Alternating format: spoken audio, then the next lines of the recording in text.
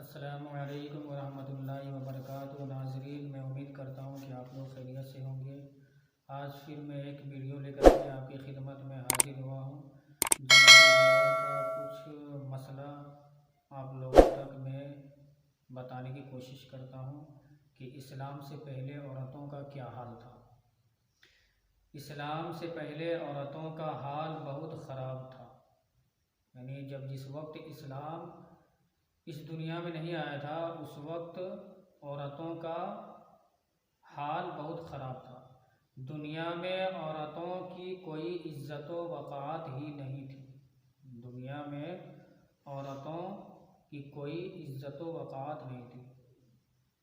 किस वक्त? जिस वक्त इस्लाम नहीं आया था। मर्दों की नज़रों में उससे ज़्यादा औरतों की कोई हैसियत ही नहीं थी। यानी मर्दों की नज़रों में उससे ज़्यादा औरतों की कोई हैसियत ही नहीं थी कि वह मर्दों की नफसानी ख्वाहिश पूरी करने यानी मर्दों की नफसानी ख्वाहिश पूरी करने का एक खिलौना थी। यानी इस्लाम से पहले औरतों यानी मर्दों की नफसानी ख्वाहिश पूरी करने का एक खिलौना मर्द समझते थे।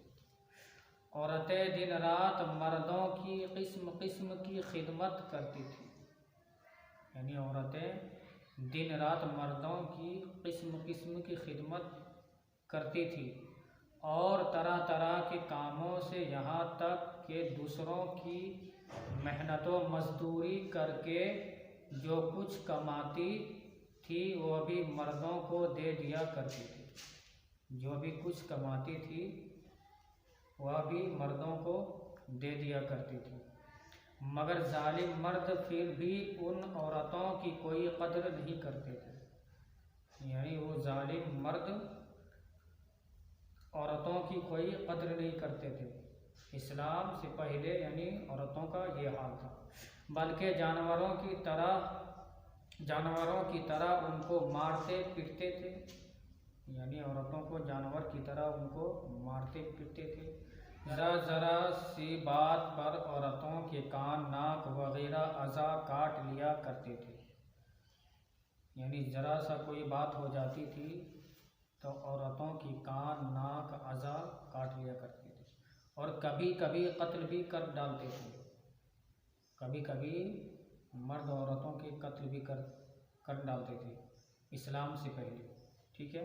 अरब के लोग लड़कियों को जिंदा दफन कर दिया करते थे। अरब के लोग लड़कियों को जिंदा दफन कर दिया करते थे और बाप के मरने के बाद उसके लड़के जिस तरह बाप की जायदाद का और सामान के मालिक हो जाया करते थे उसी तरह अपने बाप की बीवियों के भी मालिक बन जाया करते थे। यानी बाप मरने के बाद उसके लड़के जिस तरह बाप की जितनी भी दौलत जितनी भी जायदाद है और सामान है उसका मालिक बन जाया करते थे उसी तरह अपने बाप की बीवियों का भी मालिक बन जाया करते थे और उन औरतों को ज़बरदस्ती लौंडिया बनाकर रख लिया करते थे। यानी गुलाम बना करके रख लिया करते थे।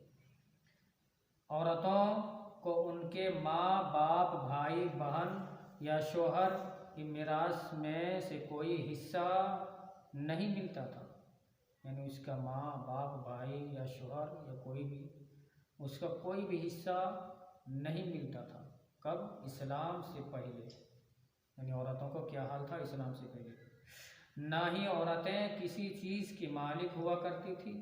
यानी कोई चीज़ के मालिक उसे नहीं बनाया जाता था। अरब के बाज़ कबीलों में ये जालिमाना दस्तूर था कि बेवा हो जाने के बाद औरतों को घर से बाहर निकाल कर एक छोटे से तंगो तारीख झोपड़े में 1 साल तक कैद में रखा जाता था। यानी ये दस्तूर था अरब में ये दस्तूर था कि कभी ये दस्तूर था कि जब औरतों को घर से बाहर निकाल कर एक छोटे से झोपड़े में यानी रखा जाता था, 1 साल तक कैद में रखा जाता था, समझे ना।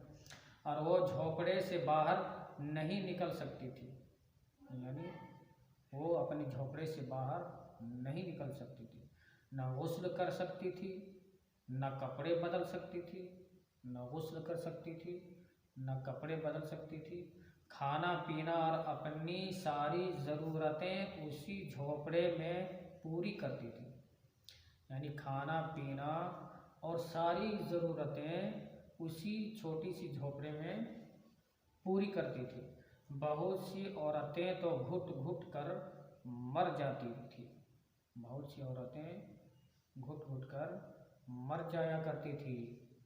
जो जिंदा बच जाती तो 1 साल के बाद उनके आंचल में ऊँट की मिंगनियाँ डाल दी जाती थी, ऊँट की मिंगनियाँ डाल दी जाती थी। जो जिंदा बच जाता था 1 साल के बाद उनके आंचल में ऊँट की मिंगनियाँ डाल दी जाती थी और उनको मजबूर किया जाता था कि वह किसी जानवर के बदन से अपने बदन को रगड़े, यानी उसको ऐसा मजबूर किया जाता था कि अपने बदन को किसी जानवर के बदन से रगड़े।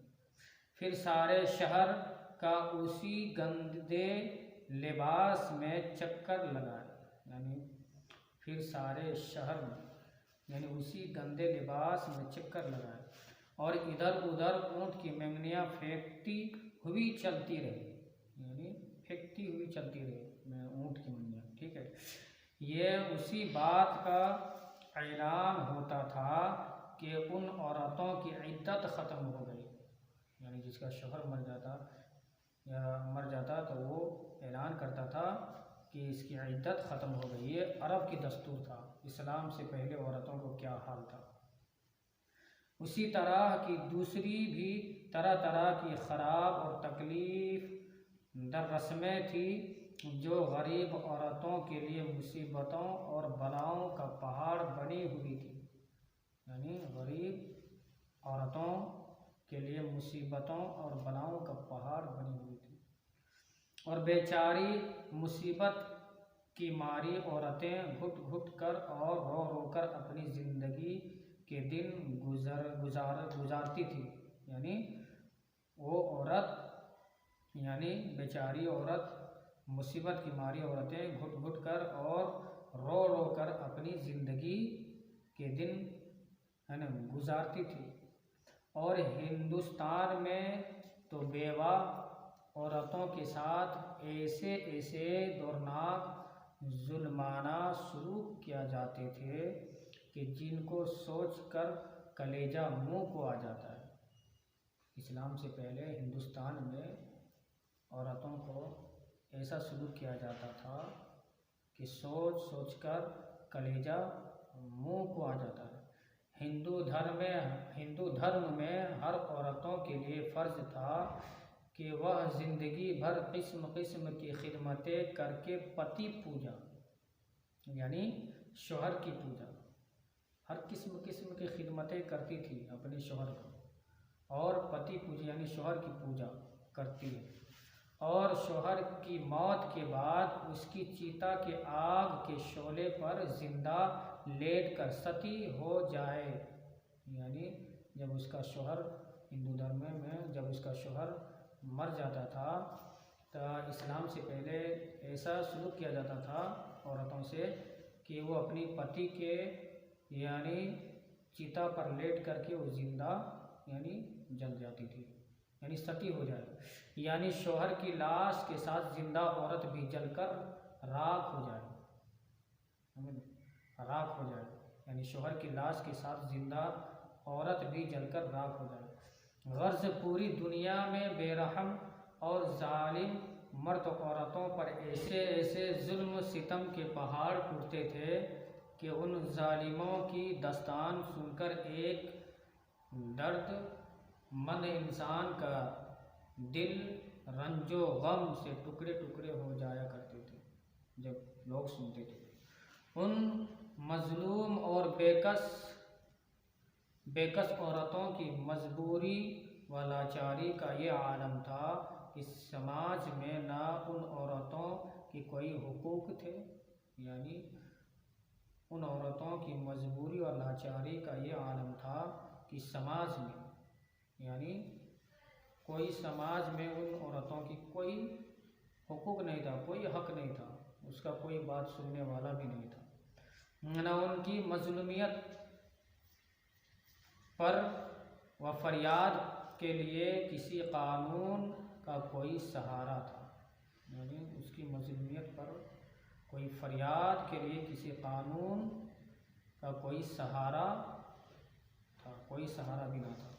हज़ारों बरस तक ये जुल्म सितम की मारी दुखियारी औरतें अपनी उस बेकसी और लाचारी पर रोती बिलबिलाती और आंसू बहाती रहे, मगर दुनिया में कोई भी उन औरतों की ज़ख्मों पर मरहम रखने वाला और उनकी मज़लूमियत के आंसुओं को पोंछने वाला दूर दूर तक नज़र नहीं आता था। यानी उन औरतों को, यानी उस लाचार औरतों पर यानी ऐसा जुल्म सितम किया जाता था, यानी वो बिलबिला कर रोती थी, आंसू बहाती थी, यानी उन औरतों की ज़ख्मों पर मरहम लगाने वाला कोई भी दुनिया में पैदा नहीं हुआ था, यानी इस्लाम से पहले, यानी इस्लाम उस वक्त नहीं था। कोई भी दूर दूर नज़र नहीं आता था कि उन औरतों को, यानी उन औरतों को मसीहा को बन करके आए, कोई नज़र नहीं आता था। ना दुनिया में कोई भी उनके दुख दूर की फरियाद को सुनने वाला था, ना किसी के दिल में उन औरतों के लिए बाल बराबर भी रहमो करम का कोई जज्बा था, यानी कोई जज्बा भी नहीं था, कोई रहमो करम करने वाला भी नहीं था, यानी किसी पर रहम नहीं आता था। जिस वक्त इस्लाम नाजिल नहीं हुआ था उससे पहले की बात है, औरतों का ये हाल था। औरतों के इस हाल जार पर इंसानियत रंजो गम से बेचैन और बेकरार थी, यानी रंजो गम से औरतें बेचैन और बेकरार थी कि मगर उसके लिए उसके सिवा कोई चाराकार नहीं था, यानी कोई चाराकार नहीं था। उन औरतें समझती थी कि काश कोई हम लोग का मसीहा बन कर के आए, मगर अल्लाह ने उनका मसीहा बना करके औरतों की मजलूमियत को, यानी उनको जुल्म को, जो जुल्म लोग करते थे, उसका मसीहा अल्लाह तबारक व तआला ने बना करके इस दुनिया में भेजा कि वो रहमत खुदाबंदी का इंतज़ार करे, यानी वो रहमत खुदाबंदी का इंतज़ार कर रही थी, अल्लाह तबारक व तआला की यानी इंतज़ार कर रही थी कि अरहमुर राहिमीन गैब से कोई ऐसा सामान पैदा फरमा दे, यानी अरहमुर राहिमीन गैब से, यानी अल्लाह ताला गैब से कोई ऐसा सामान पैदा फरमा दे कि अचानक सारी दुनिया में एक अनोखा इनकलाब नामुदार हो जाए, कि सारी दुनिया में एक अनोखा इनकलाब नामुदार हो जाए, यानी औरतों का मसीहा बन करके आ जाए और उन लाचार औरतों का सारा दुख दर्द दूर होकर उनका बेड़ा पार हो जाए, यानी उन लाचार औरतों का सारा दुख दर्द दूर होकर उनका बेड़ा पार हो जाए। चुनांच रहमतुल लिल आलमीन, रहमत का आफ्ताब जब तुलू हो गया तो सारी दुनिया ने अचानक ये महसूस किया। क्या महसूस किया? कौन आया? मेरे नबी की आमद हुई इस दुनिया में। तो क्या शायर ने कहा है कि औरतों का मसीहा बन कर के मेरे नबी तशरीफ़ लाए, जो अरब की सरज़मीन पर बेटियों को ज़िंदा दफनाया करते थे, वो बेटियों को बचाने के लिए कौन आए? मेरे नबी तशरीफ़ लाए। तो क्या लिखते हैं शायर ने? जहाँ तारीख था जुल्मत गदा था सख्त काला था, जहाँ तारीख था जुल्मत गदा था सख्त काला था, कोई पर्दे से क्या निकला कि घर घर में उजाला था, कोई पर्दे से क्या निकला कि घर घर में उजाला था। मेरे नबी की आमद हुई तो मेरे नबी दुनिया में तशरीफ़ लाए, तो बेटियों को जो अरब की सरज़मीन पर ज़िंदा दफनाया जाता था, तो बेटियों को बचाने के लिए मेरे नबी तशरीफ़ लाए। जो औरतों पर जुल्म करते थे इस्लाम से पहले, और जुल्म जो करते थे उस जुल्म से बचाने के लिए मेरे नबी दुनिया में तशरीफ़ लाए।